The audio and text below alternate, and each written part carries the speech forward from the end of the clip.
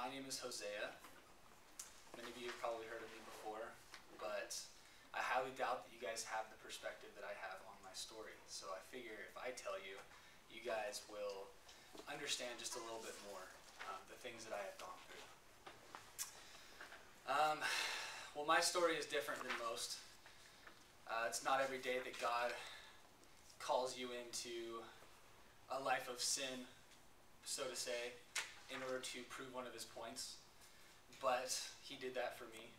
And not that I was in sin, but the avenue that I went about showing one of his characteristics was through an avenue that most people would think was sinful. So this story took place about 722 to 721 BC during the reign of Jeroboam.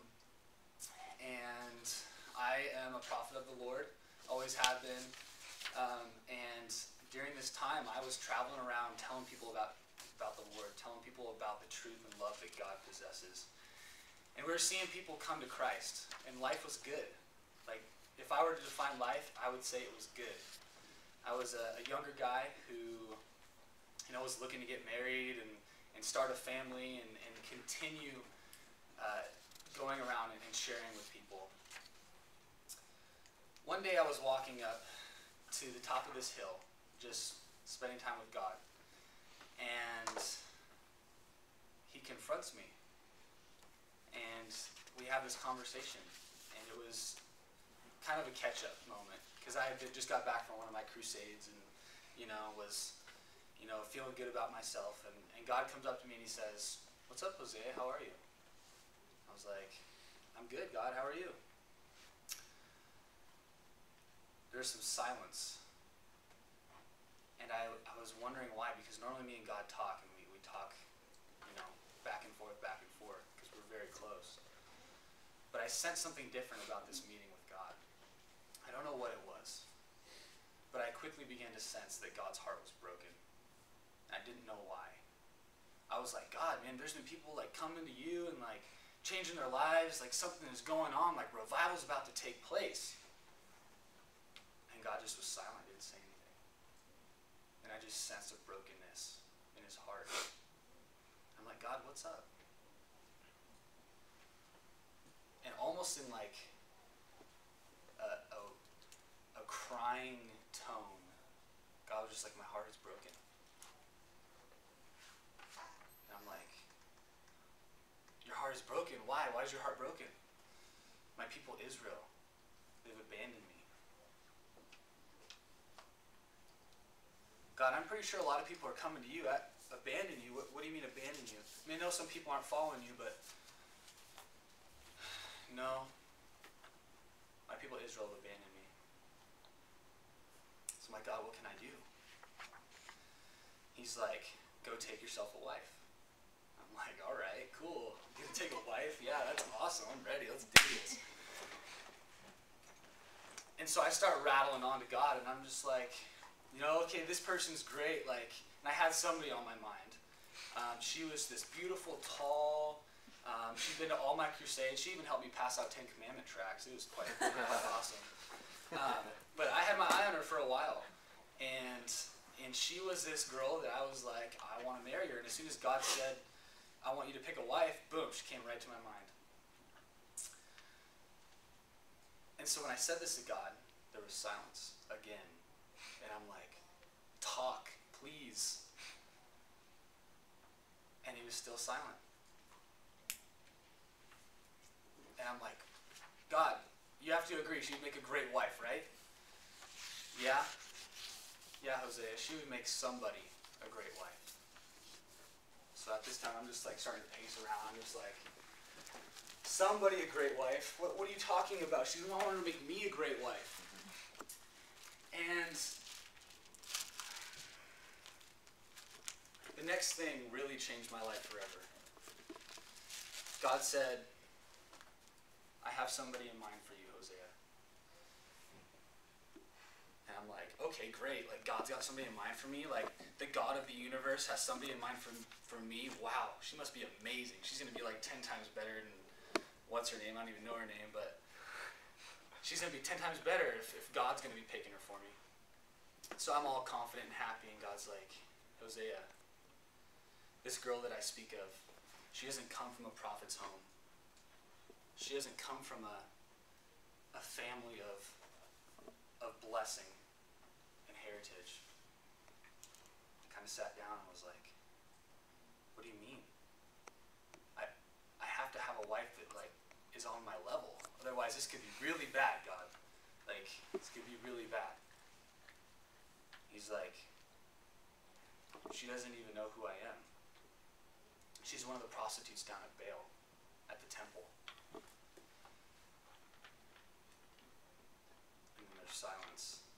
And I didn't know if I should get angry, or if I should just cry, or if I should run away. And after about a couple minutes, I was like, God, are you serious? Like, a prostitute. Really? Like, that's the best you can do for a prophet that is serving you with his whole heart? A prostitute? Like, no, I will not. I won't. I couldn't, I shouldn't, I won't. And God was silent. Didn't say anything again. Just like, come on, you have to say something. And he's like, my heart is broken for my people Israel. They've abandoned me. They have rejected me. And I want you to be a living illustration of the love that I have for them. And this didn't really make sense to me. But out of obedience, I went, and I took Gomer as my wife. We were the laughingstock of the entire town. Nobody took me seriously. All the respect that I had built up and stuff was out the door, so I thought. And I didn't know what to do. I was like, God, you have these great plans for me, and I don't know where I'm going. I married a prostitute. We have kids that you have named unfaithful, and you have humiliated me. And all I've ever done is give you my life. So the next step in this story is the tough part of this relationship. Day in and day out, I was pursuing Gomer. She would go off to other lovers, and she would, I would find her when I would come home, either in our bedroom with a guy, a girl, it didn't matter. Things just broke my heart. Like, I did not know I could feel such despair and depression. And I sunk into myself, and I was so unempowered. I didn't know what to do. And this happened for a long time. And I tried to put up with it. I tried to forget about it. I tried to forgive her, and I could. But that only lasts so long, right? I don't know. I mean, the one thing that is true about this whole process is some reason I kept loving her, and that love didn't stay or diminish. It actually grew, ironically, for whatever reason.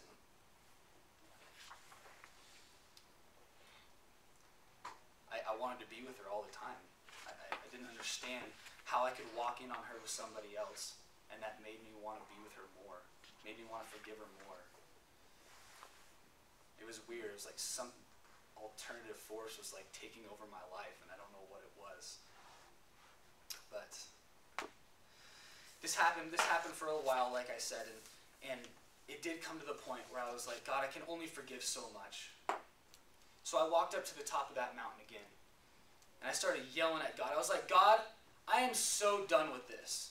This has been years now, and all I ever get, all of the love that I give out, all of the affection, all of the passion, all of the forgiveness that I give out to her, she throws it right back in my face.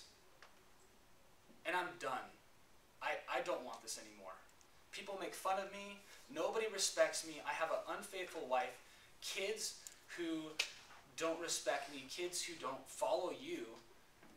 And I don't know what to do. I can't believe you would put this on me after all that I have done for you. The sacrifices I have made. And again, there was more silence.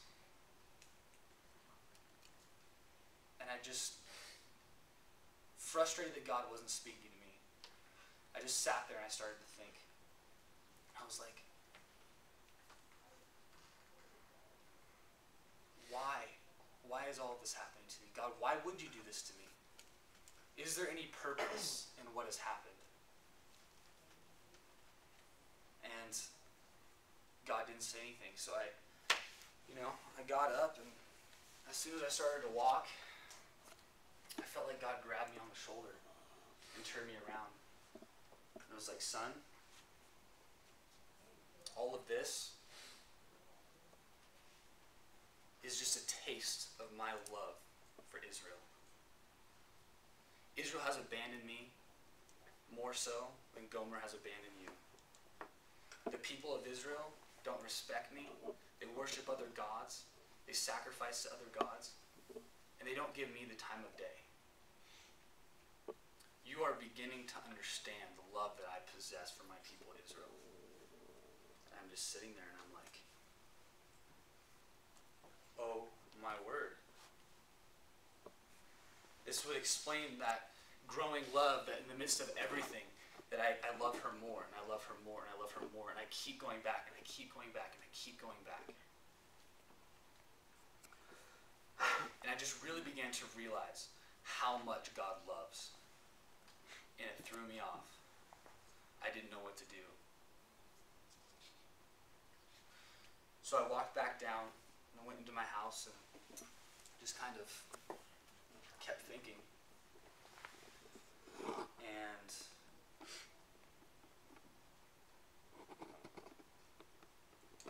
it was a very, very overwhelming experience for me.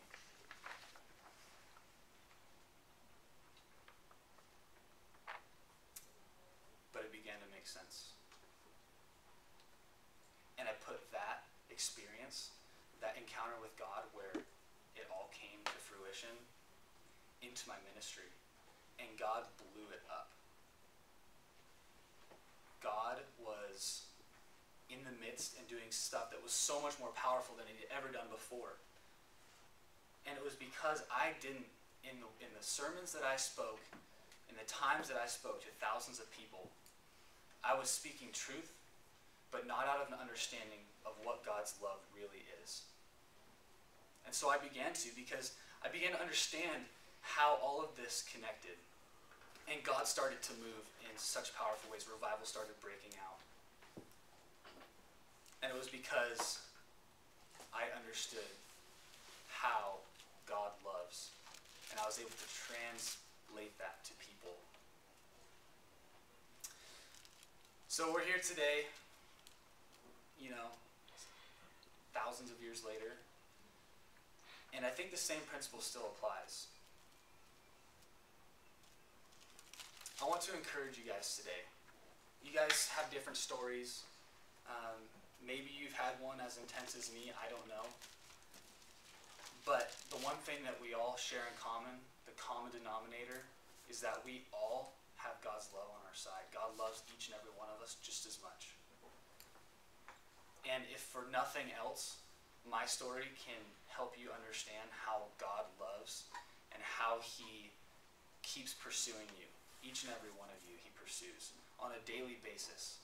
All of us throw stuff back in God's face. We reject him. We worship false idols. We do things that are out of selfishness. But God keeps pursuing us. I never thought that I would be able to keep pursuing an unfaithful wife. But for some reason, I just loved her. I just loved her. And today, if there's anything I could give you guys, it would be that God loves you. It doesn't matter what you've done. It doesn't matter what you will do. Nothing matters. Nothing that you can do factors into the fact that God loves you. He just loves you.